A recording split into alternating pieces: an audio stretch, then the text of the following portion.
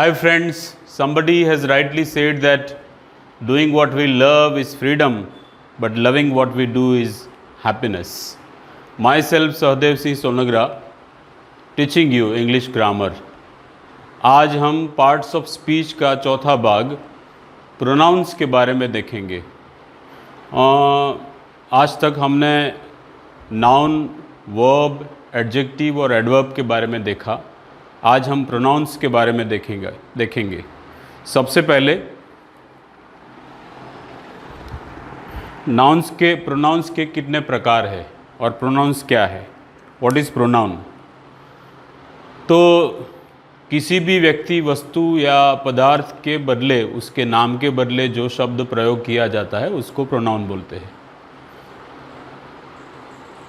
Noun और pronoun में क्या फ़र्क है? तो नाउन के बदले जो शब्द आता है उसको प्रोनाउन बोला जाता है। हिंदी में नाउन को नाम बोलते हैं और प्रोनाउन को सर्वनाम बोलते हैं। जो सबके लिए यूज़ किया जाता है उसको सर्वनाम बोलते हैं। प्रोनाउंस के कितने प्रकार हैं मैंने लिखे यहाँ। First one is personal pronoun. Ahmedabad तो ये सिटी है, इसके बदले हम यूज़ करेंगे इट। रमेश तो एक व्यक्ति का नाम है, इसके बदले हम यूज़ करेंगे ही। रीवा तो एक लड़की का नाम है, इसके बदले हम यूज़ करते हैं शी, तो इसको बोलते हैं पर्सनल प्रोनाउन। वैसे ही पर्सनल प्रोनाउन एम्फेटिक और रिफ्लेक्सिव प्रोनाउंस को himself, herself, itself, themselves, ourselves a emphatic और रिफ्लेक्सिव है। डेमोन्स्ट्रेटिव प्रोनाउन जिसको हम उंगली दर्शन करके दिखा सकते हैं, दिस, दैट, दीज, दोज, ये डेमोन्स्ट्रेटिव प्रोनाउंस है। इनडेफिनेट प्रोनाउंस जो इनडेफिनेट होते हैं, nothing, something, everything, all, others, nobody, somebody, ये सारे इनडेफिनेट प्रोनाउंस हैं। Reciprocal pronouns, each other, one another, वो रिसिप्रोकल प्रोनाउंस है। रिफ्लेक्टिव, रिलेटिव प्रोनाउंस, रिलेटिव और इंट्रोगेटिव दोनों हैं। हु, हुम, हुज, विच, दैट, ये सारे शब्द रिलेटिव और इंट्रोगेटिव प्रोनाउंस से जाने जाते हैं। And the last one distributive pronounce. Distributive either और, नाइदर नॉर, ये डिस्ट्रीब्यूटिव प्रोनाउंस है। आज हम पर्सनल प्रोनाउंस, एम्फेटिक, रिफ्लेक्सिव और डेफिनेट, हम चार देखेंगे। यहाँ जो मैंने टेबल लिखा है ये पर्सनल प्रोनाउंस का टेबल है। इसमें I, we, you, again you, he, she, it और दे, ये 8 सर्वनाम है। ये पहला जो है वो फर्स्ट पर्सन सिंगुलर है, यानी मैं। दूसरा जो है वो फर्स्ट पर्सन प्लूरल है, यानी हम दो, मैं और मेरे साथ कोई और एक दो लोग। यू ए सेकेंड पर्सन है, सामने वाले के बारे में हम बात करेंगे, but it is singular. Again you, एक से ज़्यादा लोग अगर सामने हों तो it is plural you. He, she, ये दो कोई थर्ड पर्सन के लिए है। इट, ये कोई व्यक्ति, वस्तु, प्राणी के बारे में। और दे, ये थर्ड पर्सन प्लूरल है। तो सबसे पहले I, we, you, he, she, it और दे, ये सारे पर्सनल प्रोनाउन। अब उनका पॉसेसिव फॉर्म जो है आई, ये पर्सनल प्रोनाउन है, फर्स्ट पर्सन सिंगुलर। इसका पॉसेसिव प्रोनाउन है माय। वी का होता है अवर, यू का होता है योर, अगेन प्लूरल, यू का your, he, his, she, her, it, its और दे, देयर।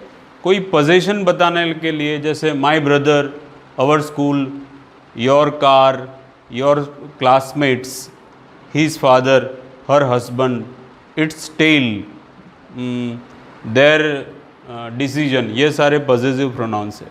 ये तीसरा जो है आई, माई और मी, इसको खास समझना है कि ये सब्जेक्ट की जगह यूज़ किया जाता है और ये ऑब्जेक्ट की जगह यूज़ किया जाता है। और सब्जेक्ट और ऑब्जेक्ट में क्या फ़र्क है? What is the difference between subject and object? तो इंग्लिश में सेंटेंस की ये पैटर्न है कि सबसे पहले सिंपल सेंटेंस में सब्जेक्ट आता है, फिर वर्ब आता है, फिर ऑब्जेक्ट और अदर वर्ड्स। तो मैंने एक सेंटेंस लिखा है I gave you a gift और दूसरा लिखा है you gave me A return gift. तो इसमें आई सब्जेक्ट है, गेव ये वर्ब है और यू ये ऑब्जेक्ट है। तो आई एंड यू ये दो प्रोनाउंस है। तो इन दोनों में फ़र्क क्या है? तो गेव के आगे जो है वो सब्जेक्ट है और गेव के पीछे जो है वो ऑब्जेक्ट है। वैसे ही दूसरा सेंटेंस मैंने लिखा है you gave me a gift, तो इसमें यू सब्जेक्ट है और मी ऑब्जेक्ट है। You gave me a return gift, gave a verb है। अब इन दोनों में फ़र्क क्या है? इन दो सेंटेंसेस में फ़र्क क्या है? What is the difference? तो यहाँ आई है और पीछे मी हो गया, मतलब ये आई और मी ये दोनों शब्दों में फ़र्क ये है कि यहाँ फर्स्ट पर्सन सिंगुलर आई को सब्जेक्ट के तौर पे यूज़ किया गया है और दूसरे सेंटेंस में ये ऑब्जेक्ट हो गया। पर यू तो सब्जेक्ट यू ही रहता है और ऑब्जेक्ट ही यू ही रहता है। तो यहाँ देखो मैंने क्लियर दिखाया है कि आई एंड यू ये दोनों सब्जेक्ट है, पर आई का मी हो जाता है जब ये ऑब्जेक्ट बन जाता है, वैसे ही यू ही रहता है। तो इन दोनों में जितना फ़र्क है इतना ही फ़र्क इन दोनों में है। तो ये हमें ध्यान में रखना है कि जो शब्द सब्जेक्ट के आगे उपयोग किया जाता है सर्वनाम के तौर पर, वो इसमें से ही एक आएगा, I we you he she it और दे। और जो सब्जेक्ट की वर्ब के बाद यूज़ किया जाएगा वो ऑब्जेक्ट हो जाएगा। तो वो हो जाएगा me, us, you, him, her, it, them. हमने पहले सेंटेंस में देखा आई और मी में क्या फ़र्क है, यू और यू में क्या फ़र्क है। जैसे आई का मी हो जाता है पर यू सब्जेक्ट और ऑब्जेक्ट दोनों जगह यू का यू ही रहता है। वैसा मैंने दूसरा सेंटेंस लिखा है she gave her a bill,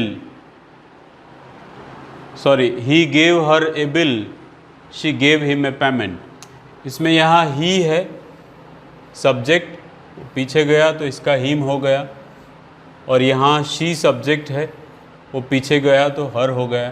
जैसे शी का हर होता है और ही का हिम होता है।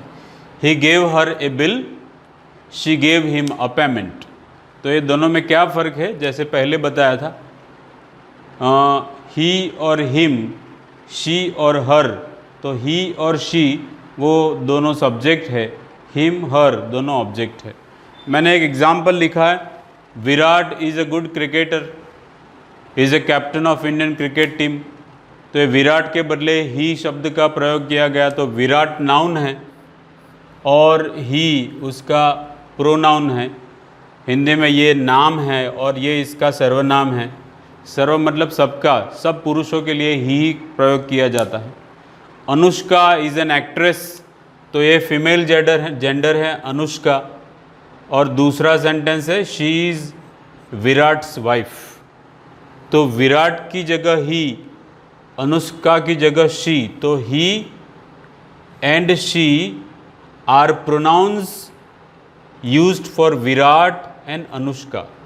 अब ये चौथे सेंटेंस में विराट्स शब्द यूज़ किया गया है, विराट्स। तो विराट्स के बदले हम हीज़ शब्द भी प्रयोग कर सकते हैं। तो ये सेंटेंस ऐसे भी बोला जाता है she is his wife, and ये दोनों अगर एक हो जाए तो ये हो जाता है plural, they are a good couple. तो ये 4 और 2 6 सेंटेंसेस में पहले सेंटेंस में ही और शी सब्जेक्ट है, हर और हिम ऑब्जेक्ट है। तीसरे सेंटेंस में विराट शब्द नाम है, उसके बदले हमने चौथे सब्जेक्ट में ही का प्रयोग किया है, तो ये नाम है, ये सर्वनाम है। इसके बाद 2 सेंटेंसेस में अनुष्का और शी है, तो अनुष्का नाम है और इसके लिए प्रोनाउन यूज़ किया गया है शी। और उसी सेंटेंस में एपोस्ट्रॉफी एस जो पोजेशन बताया है, पॉजेसिव एपोस्ट्रॉफी एस जो बताया, उसके बदले हम यूज़ कर सकते हैं हीज़। एंड ये दोनों को मिला दो तो हो गया दे, तो ये थर्ड पर्सन प्लूरल है।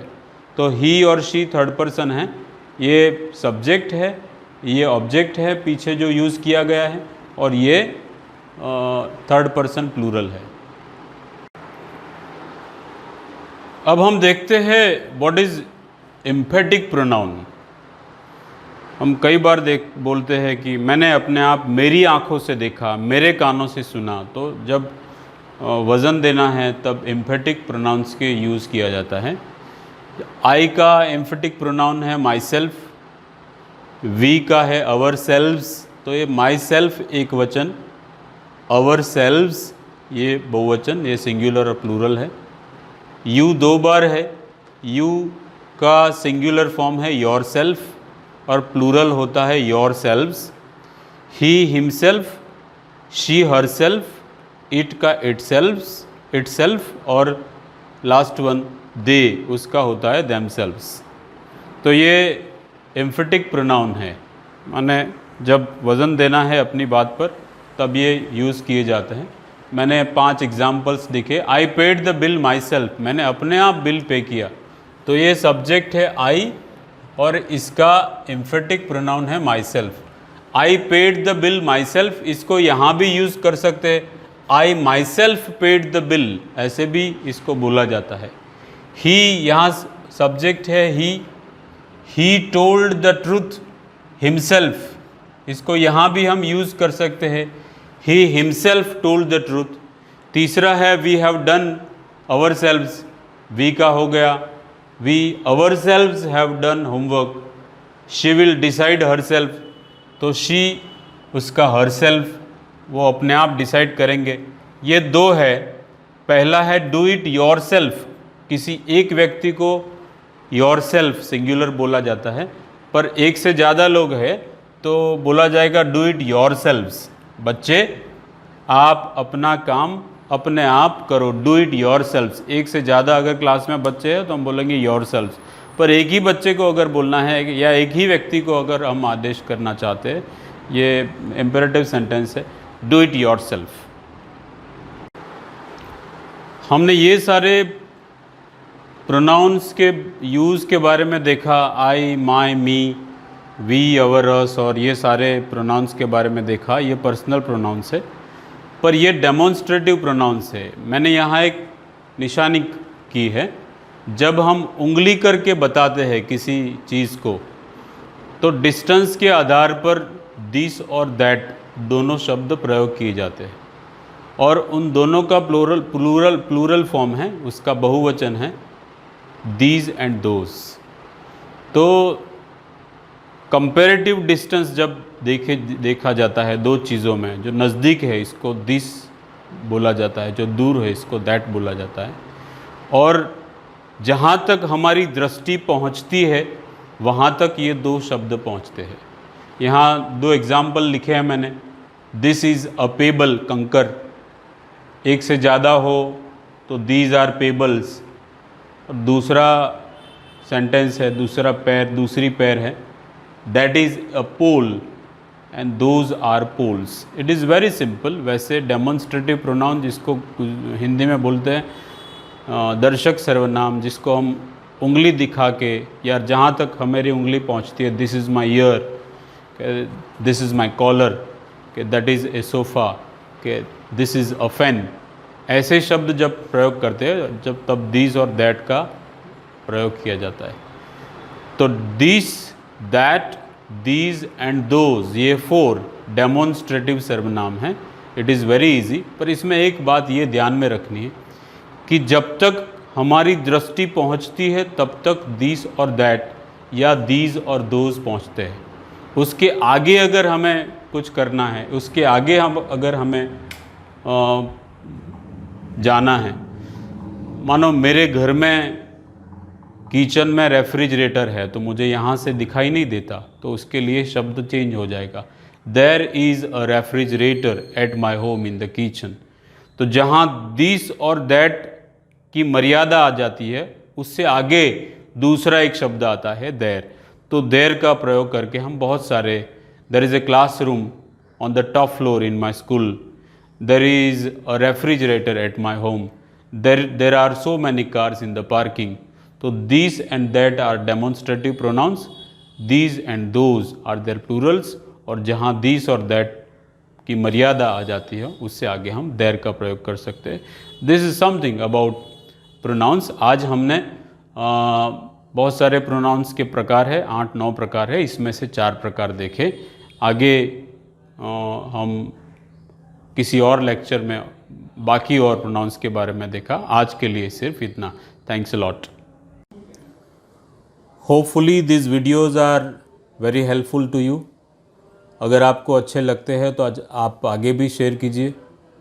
आई am going to prepare many more videos regarding English grammar in future. You can write your suggestions in comment box. Thank you.